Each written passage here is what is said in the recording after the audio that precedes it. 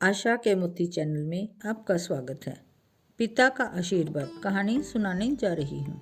कर्नाटक में बेंगलुरु के एक व्यापारी की यह सत्य घटना है।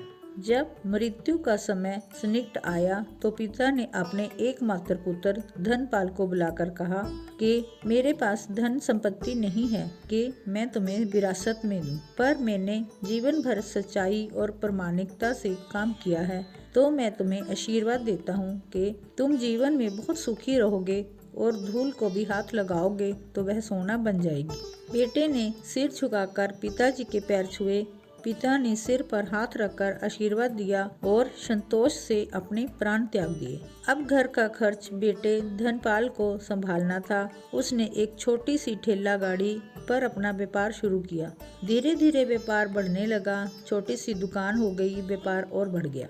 अब नगर के संपन्न लोगों में उसकी गिनती होने लगी। उसको विश्वास था कि ये सब मेरे पिता के आशीर्वाद का फल है, क्योंकि उन्होंने जीवन में दुख उठाया पर कभी धैर्य नहीं छोड़ा, श्रद्धा नहीं छोड़ी, यही प्रामाणिकता नहीं छोड़ी। इसीलिए उनकी वाणी में बल था और उनके आशीर्वाद फलीभूत हुए और मैं सुखी हुआ। उसके मुंह से बार बार यह बात निकलती थी।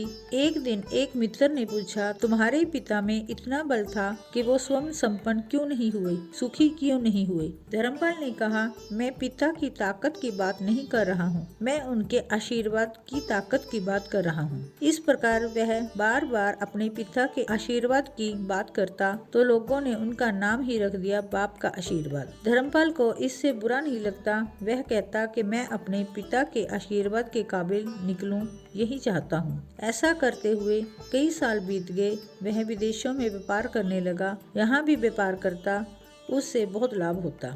एक बार उसके मन में आया कि मुझे लाभ ही लाभ होता है, तो मैं एक बार नुकसान का अनुभव करूं। तो उसने अपने एक मित्र से पूछा कि व्यापार बताओ, कि ऐसा व्यापार बताओ कि जिसमें मुझे नुकसान हो। मित्र को लगा कि इसको अपनी सफलता का और पैसों का घमंड हो गया। घमंड दूर करने के लिए इसको ऐसा धंधा बताऊं, इसको नुकसान ही नुकसान हो। तो उसने उसको बताया कि तुम भारत में लौंग खरीदो और जहाज में भरकर अफ्रीका के जंजीबार में जाकर बेचो। धर्मपाल को यह बात ठीक लगी। जंजीबार को तो लौंग का देश है, वहाँ से लौंग भारत में आते हैं, यहाँ 10-12 गुना भाव पर बेचते हैं। भारत से खरीद करके जंजीबार में बेचें तो साफ नुकसान सामने दिख रहा है।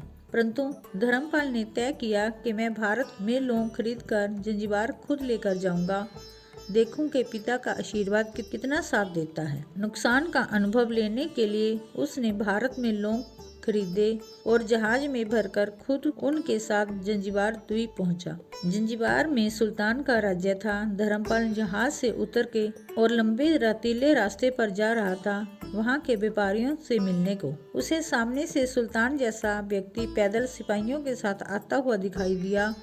उसने किसी से पूछा कि वह कौन है। उन्होंने कहा, यह सुल्तान है। सुल्तान ने उसको सामने देखकर उसका परिचय पूछा। उसने कहा, मैं भारत से गुजरात के खंबात का व्यापारी हूँ और यहाँ पर व्यापार करने आया हूँ।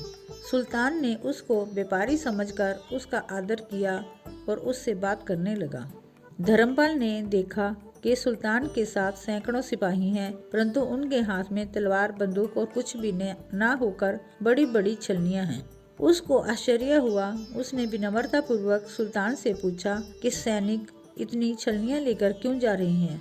सुल्तान ने हंसकर कहा, बात यह है कि आज सवेरे मैं समुद्र तट पर घूमने आया था, तब मेरी उंगली में से एक अंगूठी यहाँ कहीं निकल कर गिर गई। अब रेत में अंगूठी कहाँ गिरी पता नहीं, तो इसलिए मैं इन सैनिकों को साथ लेकर आया हूँ। यह रेत छान कर मेरी अंगूठी इसमें से तलाश करेंगे। धर्मपाल ने कहा, अंगूठी बहुत महंगी होगी।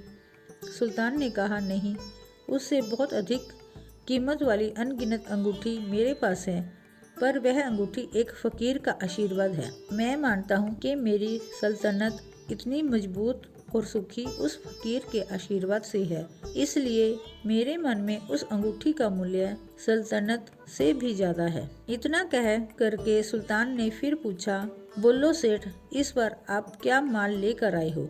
धर्मपाल ने कहा कि लौंग।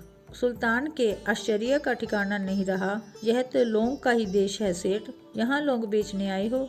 किसने आपको ऐसी सलाह दी? जरूर वह आपका कोई दुश्मन होगा। यहाँ तो एक पैसे में मुट्ठी भर लौंग मिलते हैं, यहाँ लौंग कौन खरीदेगा और तुम क्या कमाओगे? धर्मपाल ने कहा, मुझे यही देखना है कि यहाँ भी मुनाफा होता है या नहीं। मेरे पिता के आशीर्वाद से आज तक मैंने जो धंधा किया उसमें मुनाफा ही मुनाफा हुआ, तो अब मैं देखना चाहता हूँ कि उनके आशीर्वाद यहाँ भी फलते हैं या नहीं। सुल्तान ने पूछा, पिता के आशीर्वाद, इसका क्या मतलब? धर्मपाल ने कहा, मेरे पिता सारे जीवन ईमानदारी और प्रामाणिकता के साथ काम करते रहे, परंतु धन नहीं कमा सके।